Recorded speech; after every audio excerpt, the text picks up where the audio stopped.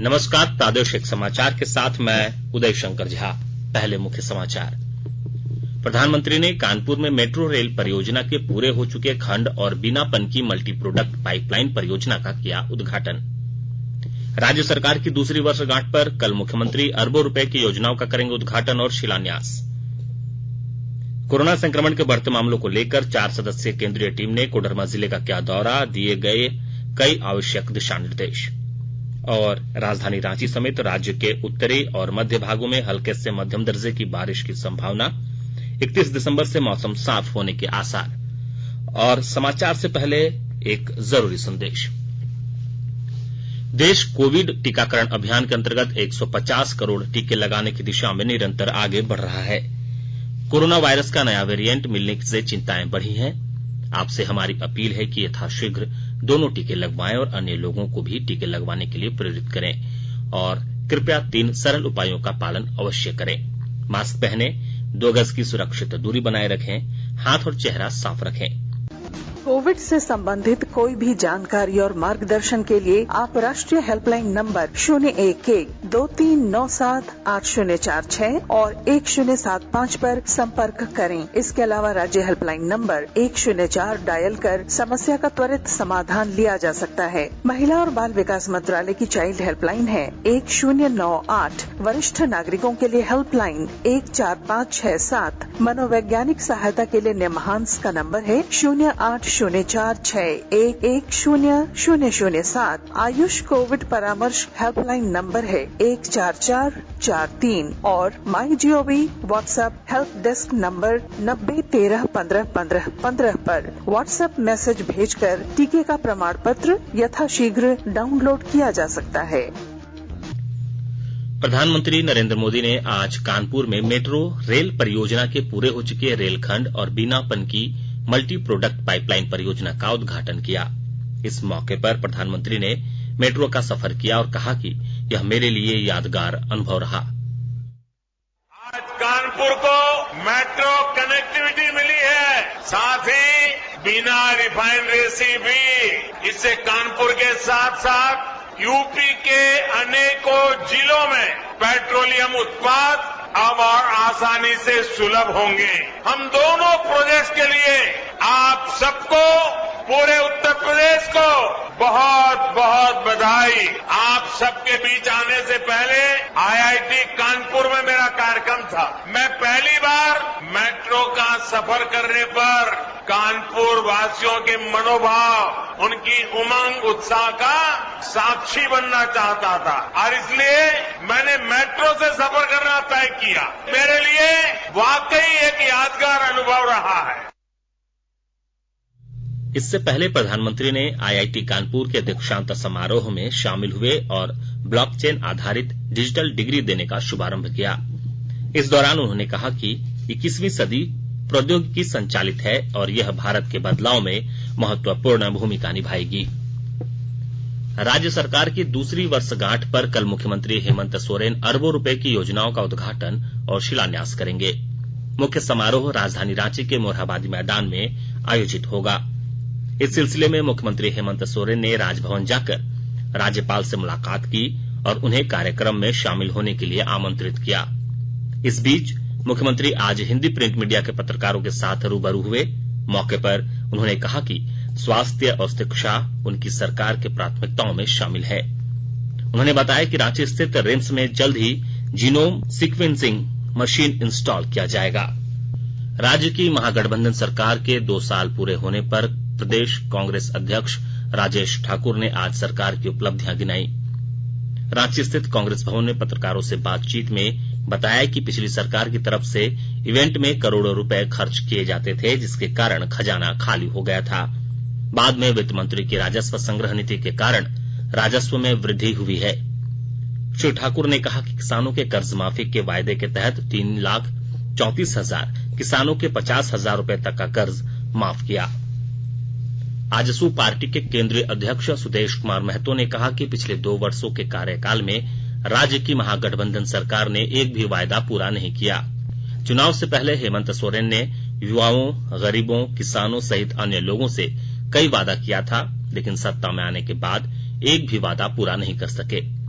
श्री महतो ने आज पत्रकारों से बातचीत में कहा कि उनकी पार्टी राज्य की वर्तमान सरकार के 2 साल पूरे होने को विश्वासघात दिवस के रूप में मना रही है। मुख्यमंत्री हेमंत सोरेन, जनजातीय मामलों के केंद्रीय मंत्री अर्जुन मुंडा एवं कोल्हान के कई मंत्री, सांसद एवं विधायक 1 जनवरी को खरसावां शहीद स्थल पर शहीदों को श्रद्धांजलि देंगे। सरायकेला खरसावां जिले के उपायुक्त अरवा राजकमल ने बताया कि कार्यक्रम की सभी तैयारियां पूर्ण कर ली गई है। अमृत महोत्सव के तहत आकाशवाणी के साप्ताहिक क्विज में आइए आप भी शामिल हों। आजादी के 75 वर्षों का पर्व अमृत महोत्सव प्रत्येक बुधवार शाम 7 बजे प्रसारित होने वाले प्रादेशिक समाचार के दौरान पूछे गए प्रश्न का सही उत्तर देने वाले एक प्रतिभागी इनाम का हकदार होगा। इसके लिए सुनते रहें आकाशवाणी रांची का प्रसारण।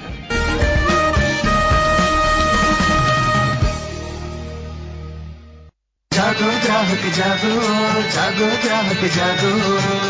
आजादी का अमृत महोत्सव के लिए सभी उपभोक्ताओं को शुभकामनाएं। हॉलमार्क सोने की शुद्धता सुनिश्चित करता है। हमेशा हॉलमार्क वाले सोने के आभूषण खरीदें। उपभोक्ता किसी भी शिकायत के लिए कृपया राष्ट्रीय उपभोक्ता हेल्पलाइन टोल फ्री नंबर 14404 पर संपर्क करें। उपभोक्ता मामले विभाग, भारत सरकार द्वारा जनहित में जारी। जानो अपने अधिकारों को, अपने हक पहचानो, बेईमानों को सबक सिखाओ, ग्राहक अब तो जागो। जागो ग्राहक जागो, जागो ग्राहक जागो। आकाशवाणी के ताजा तरीन समाचारों के लिए आप हमारी वेबसाइट newsonair.com पर लॉग ऑन कर सकते हैं। ताजा समाचार Twitter handle @AIR News Alerts और Facebook page all India radio news पर भी उपलब्ध है। आप प्रादेशिक समाचार एकांश के ट्विटर हैंडल @AIR News Raंची और फेसबुक, इंस्टाग्राम पेज तथा YouTube channel AIR News Ranchi पर भी हमारे बुलेटिन सुन सकते हैं। प्रादेशिक समाचार आप आकाशवाणी रांची से सुन रहे हैं और अब पेश है कोरोना से बचाव के कुछ संदेश। कोविड-19 से बचाव और सुरक्षित रहने के 3 उपाय। मास्क लगाएं, 2 गज दूरी है जरूरी, सुरक्षित दूरी रखें, हाथ और मुंह साफ रखें।